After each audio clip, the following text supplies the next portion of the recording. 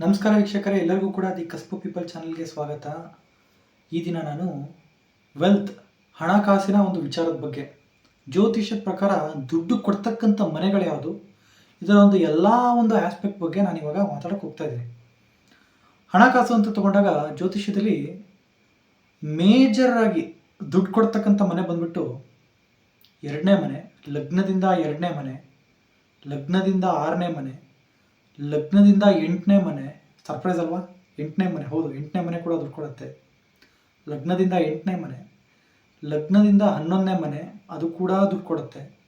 10ನೇ ಮನೆ ಕೂಡ ದುಡ್ಡು ಕೊಡುತ್ತೆ. ಲಗ್ನದಿಂದ 10ನೇ ಮನೆ, 8ನೇ ಮನೆ.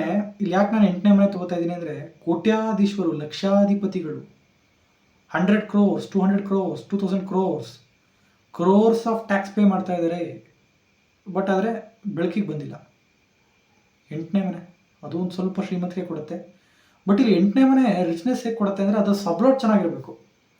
8ನೇ ಮನೇಲಿ ಯಾವುದೋ ಒಂದು ಗ್ರಹ ಕೂತಿದೆ ಅಂದ ತಕ್ಷಣ, ಆ 8ನೇ ಮನೆಯಲ್ಲಿ ಕೂತಿರ್ತಕ್ಕಂಥ ಗ್ರಹದ ಸಬ್ಲಾಡ್ ಏನಾದರೂ ಡಿಗ್ನಿಫೈಡ್ ಆಗಿದ್ದರೆ, ಸೊ ಅದು ಕೂಡ ಅಲ್ಲಿ ಒಂದು ಇನ್ಕಮ್ ಫ್ಲೋಗೆ ಹೆಲ್ಪ್ ಮಾಡ್ತಕ್ಕಂಥ ಒಂದು ವಿಚಾರನ ಇಂಡಿಕೇಟ್ ಮಾಡುತ್ತೆ.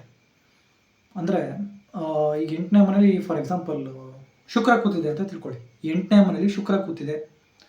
8ನೇ ಮನೇಲಿ ಕೂತಿರ್ತಕ್ಕಂಥ ಶುಕ್ರನ ಸಬ್ಲಾಡ್ ಏನಾದರೂ 9ನೇ ಮನೆ, 10ನೇ ಮನೆ, 11ನೇ ಮನೆ, 6ನೇ ಮನೆ, 2ನೇ ಮನೆ, ಈ ಥರ ಫೈನಾನ್ಸ್ ಕಾಂಬಿನೇಷನಲ್ಲಿ ಏನಾದರೂ ಇದ್ದರೆ, ಅಂದರೆ ಈಗ ಶುಕ್ರ 8ನೇ ಮನೇಲಿ ಕೂತಾನೆ, 8ನೇ ಮನೇಲಿ ಕೂತಿರ್ತಕ್ಕಂಥ ಶುಕ್ರನ ಸಬ್ಲಾಡ್ ಶನಿ ಅಂತ ಅಸ್ಯೂಮ್ ಮಾಡ್ಕೊಳ್ಳಿ. ಆ ಶನಿ ಏನಾದರೂ ಲಗ್ನದಿಂದ 6ನೇ ಮನೆ, 11ನೇ ಮನೆ, 10ನೇ ಮನೆ, ಆಮೇಲೆ 2ನೇ ಮನೆ, ಅದು ದುಡ್ಡು ಕೊಡ್ತಕ್ಕಂಥ ಮನೆ, ಈ ಮನೆಗಳಲ್ಲಿ ಏನಾದರೂ ಸಬ್ಲಾಟ್ ಡಿಗ್ನಿಫೈಡ್ ಆಗಿದ್ದರೆ 8ನೇ ಮನೆ ಪಾಸಿಟಿವ್ ಆ್ಯಕ್ಟ್ ಮಾಡುತ್ತೆ in terms of finance. In terms of finance and in terms of financial gains 8ನೇ ಮನೆ ಪಾಸಿಟಿವ್ ಆಗಿ ಆ್ಯಕ್ಟ್ ಆಗುತ್ತೆ ವೀಕ್ಷಕರೇ. ಅದರ ಒಂದು ದಶಾಭುಕ್ತಿ ಅಂತರ್ಭುಕ್ತಿನಲ್ಲಿ ಕಂಡೀಷನ್ಸ್ ಅಪ್ಲೈಡ್, ಇದನ್ನು ಮ್ಯಾಟ್ರು. ಸೊ ಇವಾಗ ನಾನು ಆಲ್ರೆಡಿ ಹೇಳಿದಾಗೆ, ಹಣ ಅಂತ ತಗೊಂಡಾಗ ಹೌದು, ಬದುಕು ಮಾಡಬೇಕು ಅಂದರೆ ಈಗಿನ ಒಂದು ಸಮಾಜದಲ್ಲಿ ಯಾರಿಗೂ ನಾನು ಏನು ಬೇಡಬಾರ್ದಪ್ಪ, ನನ್ನಷ್ಟಕ್ಕೆ ನಾನು ಒಂದು ಸೇವಿಂಗ್ಸ್ ಮಾಡಿಬಿಟ್ಟು ನನ್ನ ಸಂಪಾದನೆಯಲ್ಲಿ ನಾನು ಜೀವನ ನಡೆಸಬೇಕು. ಜೀವನ ನಡೆಸೋಕ್ಕೆ ಹಣ ಒಂದು ಮೂಲವಾಗಿ ಬೇಕಾಗಿರ್ತಕ್ಕಂಥದ್ದು. ಅದನ್ನು ಕೊಡ್ತಕ್ಕಂಥ ಮನೆಗಳು ಅಂದರೆ 2ನೇ ಮನೆ. 2ನೇ ಮನೆ ಕಾಂಟ್ರಾಕ್ಟ್ ಬೇಸಿಸಲ್ಲಿ ಜಾಬ್ ಮಾಡ್ತಾರೆ ನೋಡಿ, ಅದು ಕಟ್ಟಾಗಿ ಬರುತ್ತೆ.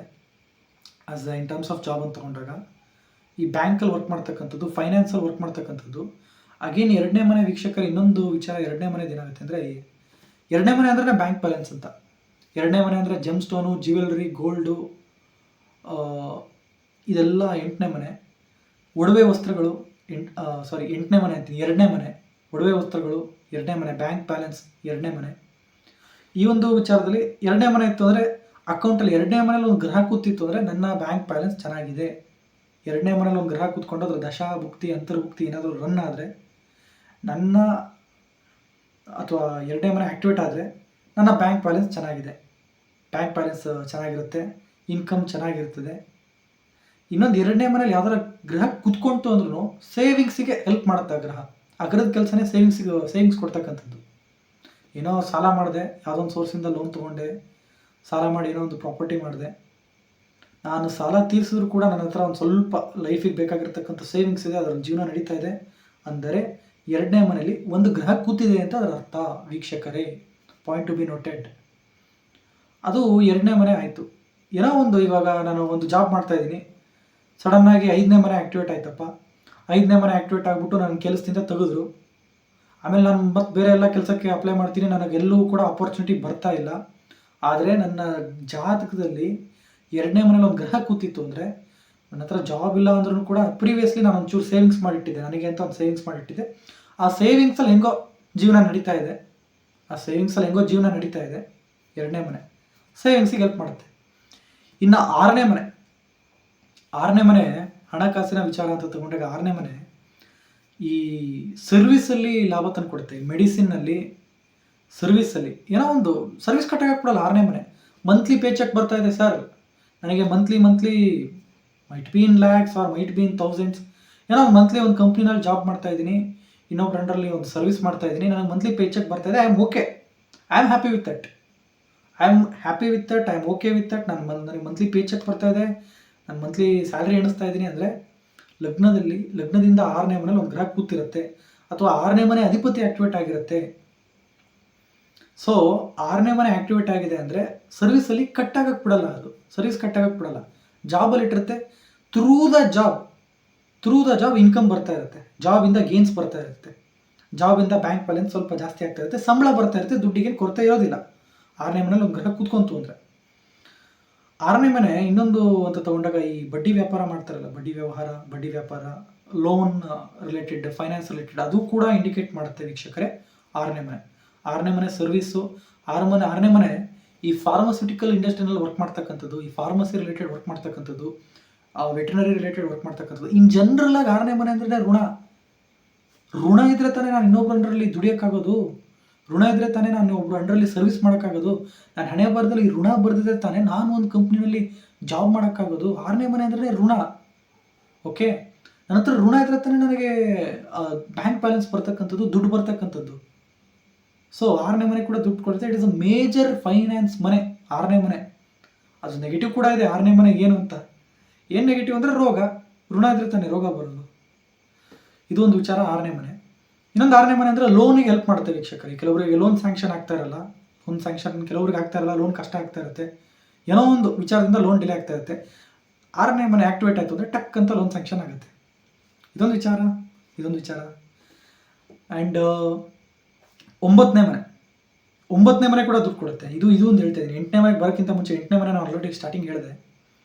9ನೇ ಮನೆ ಕೂಡ ಈ ಹಣಕಾಸಿನ ವಿಚಾರಕ್ಕೆ ತೊಂದರೆ ಇಲ್ಲಪ್ಪ, ಏನೋ ಕಷ್ಟ ಕಾಲದಲ್ಲಿ ಯಾರೋ ಬಂದು ಹೆಲ್ಪ್ ಮಾಡಿದ್ರು, ಹೆಂಗೋ ಗೊತ್ತಿಲ್ಲ, ನನ್ನ ಹತ್ರ ದುಡ್ಡಿದೆ. 9ನೇ ಮನೆ ಏನೋ ಗೊತ್ತಿಲ್ಲ, ನಾನು ಅನ್ಎಂಪ್ಲಾಯ್ಡ್ ಆಗಿದ್ದೀನೋ ಏನೋ ಜೀವನ ನಡ್ಸೋಕ್ಕೆ ಏನು ಬೇಕೋ ಅಷ್ಟು ಬೇಸಿಕ್ ಫೆಸಿಲಿಟಿ ನನ್ನ ಹತ್ರ ಇದೆ ಅಂದರೆ 9ನೇ ಮನೇಲಿ ಒಂದು ಗ್ರಹ ಕೂತಿದೆ.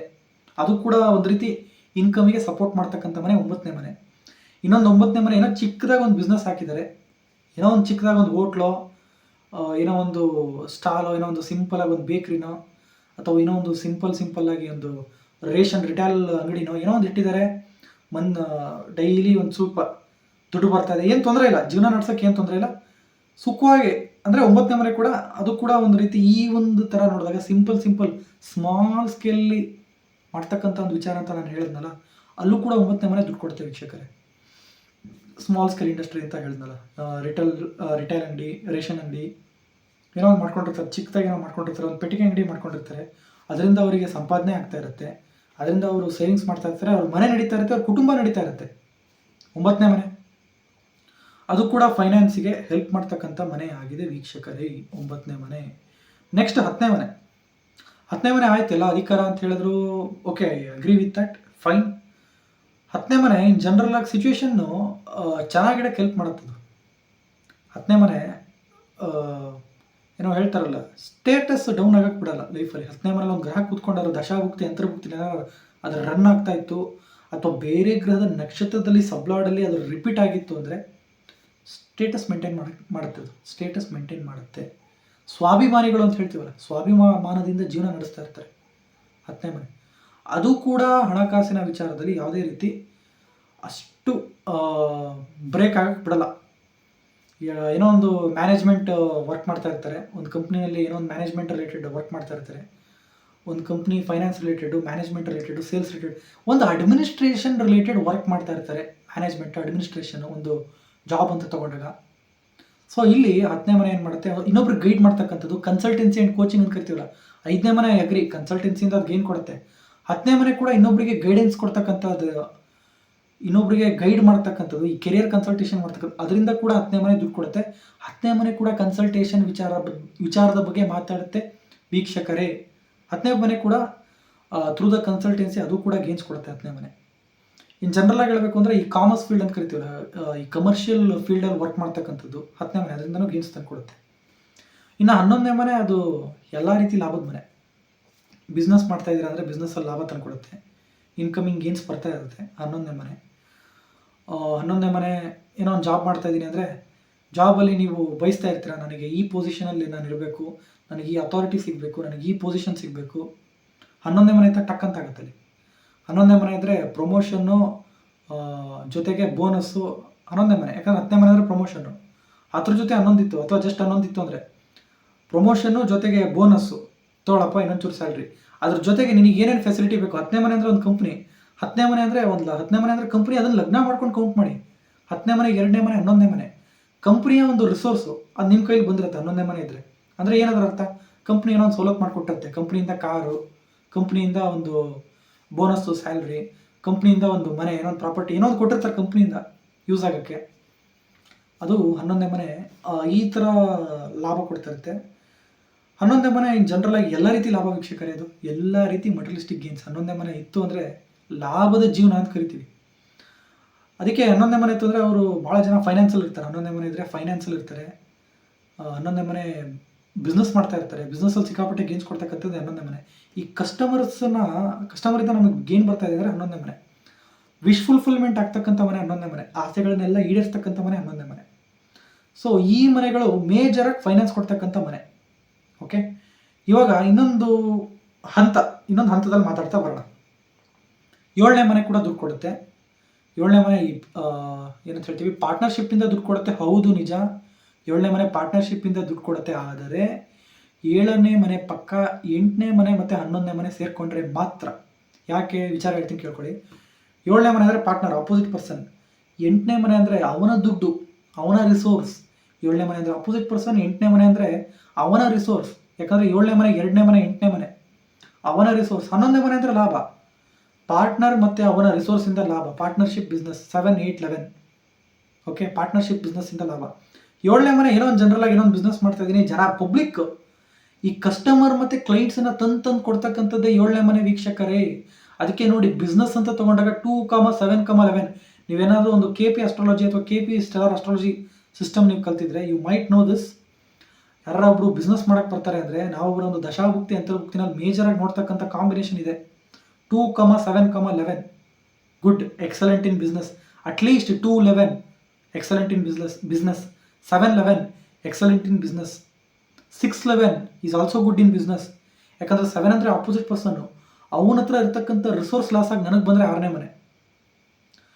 7ನೇ ಮನೆ ಅಂದರೆ ಆಪೋಸಿಟ್ ಪರ್ಸನ್ನು, ಅವನಿಂದ ಲಾಸ್ ಆಗಿ ನನಗೆ ದುಡ್ಡು ಬಂದರೆ 6ನೇ ಮನೆ. ನನ್ನಿಂದ ಲಾಸ್ ಆಗಿ ಇನ್ನೊಬ್ರಿಗೆ ದುಡ್ಡು ಅಂದರೆ 5ನೇ ಮನೆ ವೀಕ್ಷಕರೇ. ಅರ್ಥ ಮಾಡ್ಕೊಳ್ಳಿ. ಯಾಕೆ 5ನೇ ಮನೆ ಇದ್ದರೆ, 5ನೇ ಮನೆ ಇದ್ದರೆ ನನ್ನ ಹತ್ರ ಸಿಕ್ಕಾಪಟ್ಟೆ ದುಡ್ಡು ಖರ್ಚು ಮಾಡ್ತಾ ಇದ್ದೀನಿ ಸರ್, ದುಂದು ವೆಚ್ಚ ಸಿಕ್ಕಾಪಟ್ಟೆ ಆಗ್ತದೆ. ಯಾಕೆಂದರೆ ನಿಮಗೆಲ್ಲ 5ನೇ ಮನೆ ಇರುತ್ತೆ ವೀಕ್ಷಕರೇ. ಅರ್ಥ ಆಯ್ತಾ? ಲಾಜಿಕ್ಕು ಇದೆ ವೀಕ್ಷಕರೇ, ಇದೇ ಲಾಜಿಕ್ಕು.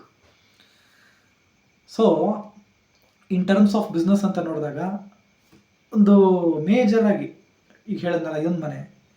ಸೊ ಈಗ ಬಿಸ್ನೆಸ್ಸಿಗೆ ಯಾರೊಬ್ರು ಬರ್ತಾರೆ, ಸರ್ ನಾನು ಬಿಸ್ನೆಸ್ ಮಾಡ್ಬೋದಾ? ಅವರಲ್ಲಿ ನಾವು ಚೆಕ್ ಮಾಡ್ತಕ್ಕಂಥ ಕಾಂಬಿನೇಷನ್ ಬಂದುಬಿಟ್ಟೆ ಇದು. 2ನೇ ಮನೆ 11ನೇ ಮನೆ, 2-11 ಕಾಂಬಿನೇಷನ್, 2-6-11 ಕಾಂಬಿನೇಷನ್, 2-10-11 ಕಾಂಬಿನೇಷನ್. ಓಕೆ, ಈ ಒಂದು ಫೈನಾನ್ಸ್ ಮನೆಗಳಿತ್ತು ಅಂದರೆ ಬಿಸ್ನೆಸ್ ಮಾಡಿ ಅಂತ ಹೇಳ್ತೀವಿ. 7ನೇ ಮನೆ ಇತ್ತಾ ಬಿಸ್ನೆಸ್ ಮಾಡಿ. ಆದರೆ ಅಲ್ಲಿ 7ನೇ ಮನೆ, ಬರೀ 7ನೇ ಮನೆ ಇತ್ತು ಅಂದರೆ ಸ್ಮಾಲ್ ಸ್ಕೇಲಲ್ಲಿ ಮಾಡಿ, ಕೈ ಸುಟ್ಕೊಳ್ಳೋ ಬಿಸ್ನೆಸ್ ಮಾಡಬೇಡಿ. ಅಥವಾ 7ನೇ ಮನೆ ಜೊತೆ ನೆಗೆಟಿವ್ ಕಾಂಬಿನೇಷನ್ ಸೇರಿಕೊಂಡ್ರೆ 8ನೇ ಮನೆ 12ನೇ ಮನೆ, 5ನೇ ಮನೆ 12ನೇ ಮನೆ, 5ನೇ ಮನೆ 8ನೇ ಮನೆ, ಬರೀ 8 ಇದ್ದರೆ ಅದೇನಾಗುತ್ತೆ ಅಂದರೆ ದುಡ್ಡು ಹಾಕ್ಬಿಟ್ಟು ಸ್ಟಕ್ ಆಗ್ತಕ್ಕಂಥ ಕಾಂಬಿನೇಷನ್ ಆಗಿಬಿಡುತ್ತೆ. ನನ್ನ ಕೈಯಿಂದ ಹಣ ಹೋಗ್ಬಿಟ್ಟು ಹಣ ಸ್ಟಕ್ ಆಗ್ತಕ್ಕಂಥ ಒಂದು ಕಾಂಬಿನೇಷನ್ ಕೊಡುತ್ತೆ. ಕೆಲವೊಂದು ಟೈಮ್ ಲಾಸ್ ಆಗ್ತಕ್ಕಂಥ, ಆಪೋಸಿಟ್ ಪರ್ಸನ್ನಿಂದ ನನಗೆ ಲಾಸ್ ಆಗ್ತಕ್ಕಂಥ ಒಂದು ಕಾಂಬಿನೇಷನ್ ಕೂಡ ಈ ಒಂದು ವಿಚಾರ, ಈ ಒಂದು ಅಲೈನ್ಮೆಂಟ್, ಪ್ಲಾನೆಟರಿ ಅಲೈನ್ಮೆಂಟ್ ಇಂಡಿಕೇಟ್ ಮಾಡುತ್ತೆ ವೀಕ್ಷಕರೇ. ಸೊ ಇದೊಂದು ಮೇಜರ್ ವಿಚಾರ ಆಗಿತ್ತು. ಇನ್ನು ಇದು ಒಂದು ನಾನು ಇಷ್ಟು ತನಕ ಹೇಳಿದ್ದೇನೆ ಅಂದರೆ ಫೈನಾನ್ಸ್ ಬಗ್ಗೆ. ಸೊ ಹಣಕಾಸಿಗೆ ಹೆಲ್ಪ್ ಮಾಡ್ತಕ್ಕಂಥ ಮನೆ ಮೇಜರಾಗಿ ಅಂತ ತೊಗೊಂಡಾಗ ಇನ್ನು ಜನರಲ್ ಆಗಿ ಹೇಳ್ತಾ ಇದ್ದೀನಿ, 2ನೇ ಮನೆ ದುಡ್ಡು ಕೊಡುತ್ತೆ, 6ನೇ ಮನೆ ದುಡ್ಡು ಕೊಡುತ್ತೆ, 7ನೇ ಮನೆ ಬಿಸ್ನೆಸ್ ಅಂತ ತಂದುಕೊಡುತ್ತೆ. 7ನೇ ಮನೆ ಅಂದರೆ ಕ್ಲೈಂಟ್ಸು. ಈಗ ನಾನು ಒಂದು ಅಂಗಡಿ ಇಟ್ಟಿದ್ದೀನಿ, ನನ್ನ ಅಂಗಡಿಗೆ ಜನ ಬಂದು ಏನೋ ತಗೊಂಡು ಹೋಗ್ತಾ ಇದ್ದಾರೆ, ಅದು 7ನೇ ಮನೆ. ಆಪೋಸಿಟ್ ಪರ್ಸನ್, ಕ್ಲೈಂಟ್ಸ್, ಕಸ್ಟಮರ್ಸ್ ಅಂತ ತಂದು ಕೊಡುತ್ತೆ 7ನೇ ಮನೆ. ಪಾರ್ಟ್ನರ್ಶಿಪ್ 7ನೇ ಮನೆ. 8ನೇ ಮನೆ ಇನ್ಶೂರೆನ್ಸ್ ದುಡ್ಡು. 8ನೇ ಮನೆ ಇನ್ಶೂರೆನ್ಸ್ ದುಡ್ಡು. ಯಾಕೆ 8ನೇ ಮನೆಗೆ ಇನ್ಶೂರೆನ್ಸ್ ಅಂತ ಯಾಕೆ ಕೊಟ್ಟರು ಅಂದರೆ 7ನೇ ಮನೆ ಅಂದರೆ ಆಪೋಸಿಟ್ ಪರ್ಸನ್ನು, ಅವ್ನು ದುಡಿದಿರೋ ದುಡ್ಡು, ಅವ್ನ ಬ್ಯಾಂಕ್ ಬ್ಯಾಲೆನ್ಸು, ಅವ್ನ ಸೇವಿಂಗ್ಸು, ಅವ್ನು ಲಿಕ್ವಿಡ್ ಕ್ಯಾಶ್, ಅದು ನನಗೆ ಬಂದರೆ ಅದು 8ನೇ ಮನೆ, ಅನ್ಅರ್ನ್ಡ್ ವೆಲ್ತ್. ಅದಕ್ಕೆ ಅದನ್ನು 8ನೇ ಮನೆ ಅಂದರೆ ಇನ್ಶೂರೆನ್ಸ್ ಅಂತ ಹೇಳಿದ್ರು. 8ನೇ ಮನೆ ಅಂದರೆ ಅಗೇನ್ ಸಾವು, ಇನ್ಶೂರೆನ್ಸ್ ದುಡ್ಡು ಅಂದರೆ 8ನೇ ಮನೆ. ಅದು ಕೂಡ ದುಡ್ಡು ಕೊಡುತ್ತೆ 8ನೇ ಮನೆ, ಅದು ಕೂಡ 8ನೇ ಮನೆ ದುಡ್ಡು ಕೊಡುತ್ತೆ. ಇನ್ನು 9ನೇ ಮನೆಗೆ ಹೇಳಿದೆ, ಏನೋ ಮೀಡಿಯಮ್ ಆಗಿ ಮಾಡ್ತಾ ಇದ್ದೀನಿ, ಏನೋ ಒಂದು ಮೀಡಿಯಮ್ ಸ್ಕೇಲಲ್ಲಿ, ಸ್ಮಾಲ್ ಸ್ಕೇಲಲ್ಲಿ ಏನೋ ಒಂದು ಅಂಗಡಿ ಇಟ್ಟಿದ್ದೀನಿ, ಮನೆ ನಡೆಸೋಕ್ಕೆ ಎಷ್ಟು ಬೇಕೋ ಅಷ್ಟು ಪರವಾಗಿಲ್ಲ, ರನ್ ಆಗ್ತಾ ಇದೆ. 9ನೇ ಮನೆ ಕೂಡ ದುಡ್ಡು ಕೊಡುತ್ತೆ. 10ನೇ ಮನೆ ಅಚೀವ್ಮೆಂಟ್ ಮನೆ, ಸ್ಟೇಟಸ್ ಕೊಡುತ್ತೆ. ಮ್ಯಾನೇಜ್ಮೆಂಟ್ ಫೀಲ್ಡಲ್ಲಿ ಇದ್ದರೆ ಅದು ದುಡ್ಡು ಕೊಡುತ್ತೆ. ಕನ್ಸಲ್ಟೆನ್ಸಿ ರಿಲೇಟೆಡ್ ಏನಾರ ಮಾಡ್ತಾ ಇದ್ರೆ ಅದು ಕೂಡ ದುಡ್ಡು ಕೊಡುತ್ತೆ. ಇನ್ನು 11ನೇ ಮನೆ ಅಂತೂ ಅದು ಎವರ್ಗ್ರೀನ್, ಅದು ಎಲ್ ಕೈ ಇಟ್ರೂ ಬಂಗಾರ 11ನೇ ಮನೆ. ಓಕೆ, ಸೊ ಇಷ್ಟನ್ನು ಹೇಳ್ತಾ